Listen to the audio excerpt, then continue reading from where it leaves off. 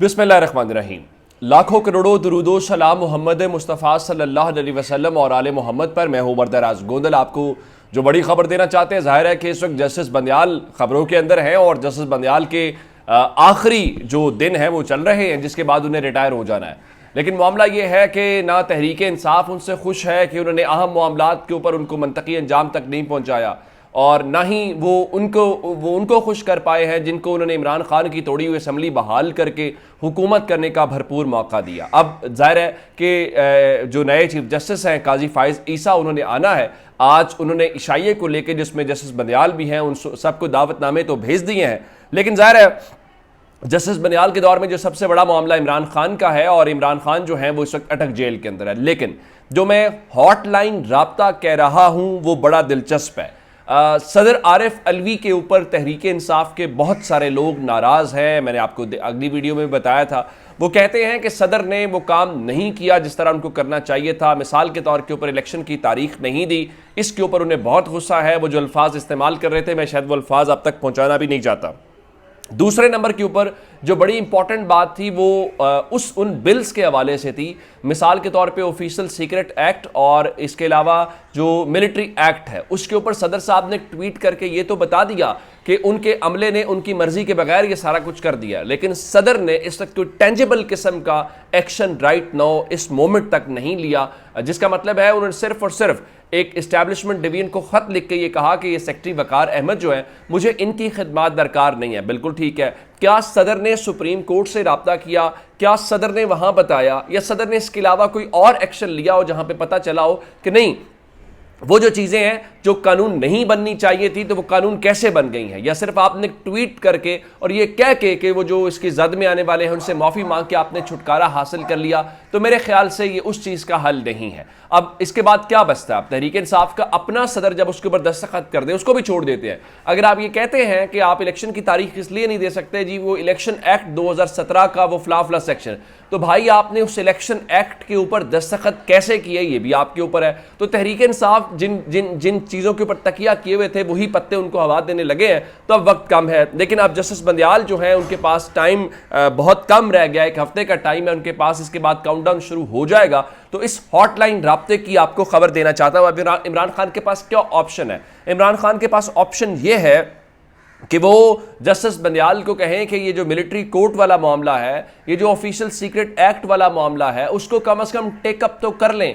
क्योंकि आपको जानते हैं जो मिलिट्री कोर्ट्स बनी थी उसके ऊपर भी अब 15 सितंबर तक तो जज एक अवेलेबल नहीं है, तो बेंच नहीं बैठेगा। जिसका मतलब है कि आइंदा आने वाले जो चीफ जस्टिस है ये उनके ऊपर मामला जाएगा। तो देखना यह है कि जस्टिस काजी फाइज ईसा फुल कोर्ट बनाते हैं, नहीं बनाते, फुल कोर्ट बनाते हैं तो मामला मजीद लटक जाएगा। उसके बाद एक और भी अहम मैटर उनके सामने वो इलेक्शन वाला है, और इलेक्शन के ऊपर जो पिटीशन है जो सुप्रीम कोर्ट बार एसोसिएशन की है, वो सुप्रीम कोर्ट की जानिब से मंजूर हो गई है समाअत के लिए, उसको नंबर भी लग गया है, लेकिन जस्टिस बंदयाल उसको भी टेकअप नहीं करेंगे और ये भी काजी फाइज ईसा के पास जाएगा। तो अब देखना उन्होंने क्या करना है। अब इमरान खान के जो जस्टिस बंदयाल के हॉटलाइन राब्ते की मैं आपको खबर दे रहा हूं, वो खबर बुनियादी तौर पे क्या है?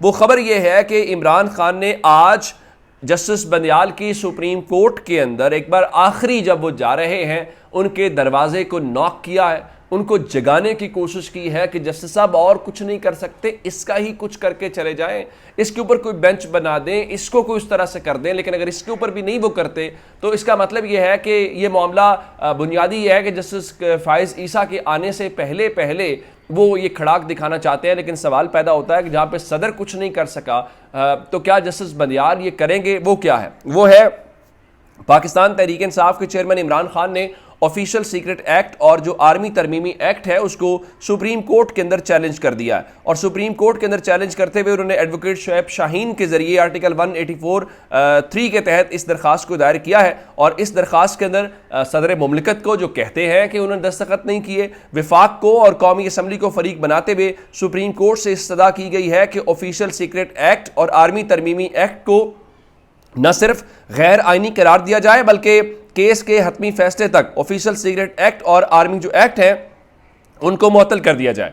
अब इसका मतलब क्या है? इसका मतलब बड़ा सादा है कि इस वक्त इमरान खान जो साइफर वाला मुकदमा भुगत रहे हैं, वो चूंकि वो ऑफिशियल सीक्रेट एक्ट के अंडर आता है, तो अगर सुप्रीम कोर्ट उसको मुअत्तल कर देती है तो रिलीफ तो आ सकता है। लेकिन फिर वही बात है कि इन दोनों कवानीन के मुतालिक वो कह रहे हैं कि आर्टिकल 10A, आर्टिकल 8 और आर्टिकल 19 जो आइन के हैं उसके हवाले से ये उसके मुनाफी हैं, लिहाजा इसको कल अदम करार दिए जाए। और चूंकि सदर ने दस्तखत ही नहीं किए, तो जब सदर ने दस्तखत नहीं किए तो ये कानून नहीं बन सकते। लेकिन फिर मामला जो है वो जस्टिस बंदयाल के ऊपर है कि जस्टिस बंदयाल इस चीज़ को क्या करते हैं। मैं आपको एक और बात बताना चाहता हूं। आप जानते हैं कि एक रिव्यू एंड जजमेंट्स का कानून लेके आई थी पीडीएम की गवर्नमेंट, जिसमें नवाज शरीफ के हवाले से रास्ता निकालने की कोशिश की गई थी। उसको सुप्रीम कोर्ट ने कल अदम करार दे दिया था। तो अब जो निगरान हुकूमत है, लगता यह है कि वो भी किसी और के, वो उसकी चाबियां कहीं और हैं। तो उन्होंने सुप्रीम कोर्ट से रिज्यू किया है और रजिस्ट्रार ऑफिस को कहा है कि जो शहबाज शरीफ हुकूमत की कानून साजी है, Supreme Court review and judgements order उसको कलअदम करार देने के हवाले से हम नजरसानी की दरख्वास्त दायर करना चाहते हैं, तो हमें 2 हफ्ते का वक्त दिया जाए। तो इस हवाले से रजिस्ट्रार ने उनकी जो 2 हफ्ते का उनको वक्त दे दिया। सवाल ये पैदा होता है कि अनवारुल हक काकड़ का क्या काम है किसी केस की जो आपने कानून साजी नहीं की, जो आपकी मैंडेट नहीं है, तो आप उस हवाले से क्यों उन चीज़ों में पढ़ रहे हैं? पहली बात। दूसरी बात यह है कि आप फौरी तौर पर अपने पिटीशन अगर दायर क्यों नहीं की? क्या आपको ये लगता है कि जस्टिस बंदयाल आपकी उस बात को नहीं सुनेंगे? तो आप 2 हफ्ते का मतलब ये है कि 1 हफ्ता तो ये रह गया, 1 हफ्ता तो आप जस्टिस काजी फायज ईसा साहब के आने के साथ चाहते हैं। तो क्या जस्टिस काजी फायज ईसा इस हवाले से आपको क्या यकीन है कि जो वो गवर्नमेंट चाहती है, जो लॉ पीडीएम ने बनाया था कि जस्टिस काजी फायज ईसा, उसी को आप होल्ड करेंगे? तो ये बड़े अहम सवालात हैं जिनके जवाबात आने चाहिए, लेकिन with the passage of time जो है वो जवाबात आ जाएंगे। एक और सुप्रीम कोर्ट से जुड़ी हुई खबर चूंकि आपको देना चाहता हूं, वो चौधरी परवेज इलाही से मुताल्लिक है।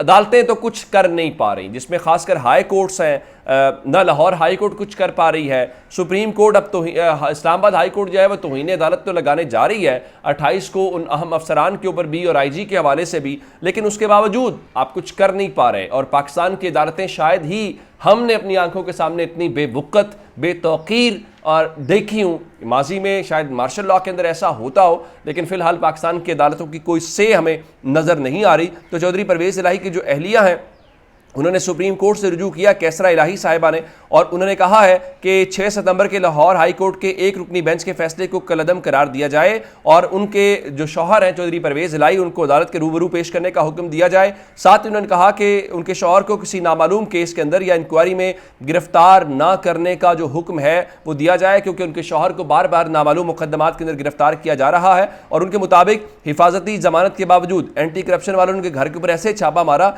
जैसे लग रहा था जो कच्चे के इलाके में दहशतगर्द या चोर है उनके हवाले से। अब देखिए आज की खबर में बड़ी, आपको चूंकि कच्चे की बात हुई है तो जो एक खबर आई है कि कच्चे के जो डाकू हैं वो सालाना 1 अरब 1 बिलियन रुपए का जो तावान है वो वसूल करते हैं। और हमारी तवज्जो कहाँ पे है? हमारी तवज्जो है पार्टियां बनाने पे, हमारी तवज्जो है पार्टियां तोड़ने पे, हमारी तवज्जो है प्रेस कॉन्फ्रेंसेस करवाने से, इस किस्म की बातें करने से। आज G20 कॉन्फ्रेंस इंडिया में आपने देखी, इंडिया मिडिल ईस्ट जो ट्रांसपोर्ट कॉरिडोर है अमेरिका और यूरोपीय यूनियन की ख्वाहिश के ऊपर वो बनने जा रहा है, और आप किन चीज़ों में लगे हुए हैं? आप लगे हुए हैं जनाब के इलेक्शन होने चाहिए कि नहीं होने चाहिए। अब सेनेटर रज़ा रब्बानी जो हैं वो भी कहते हुए नजर आ रहे हैं कि जनाब इलेक्शन कमीशन जो है वो डेट दे इलेक्शन की। तो मेरे ख्याल से पीपल्स पार्टी वाले बहुत तेज हैं भाई, आपकी मर्जी के साथ सब कुछ हुआ। कल जो बिलावल ने बात की, आज जरदारी साहब उससे ऑपोजिट बात कर रहे हैं। तो आप इस पूरे खेल का हिस्सा इलेक्शन डिले करने वाले, वो जो जमहूरियत का आप खेल खेलते हैं,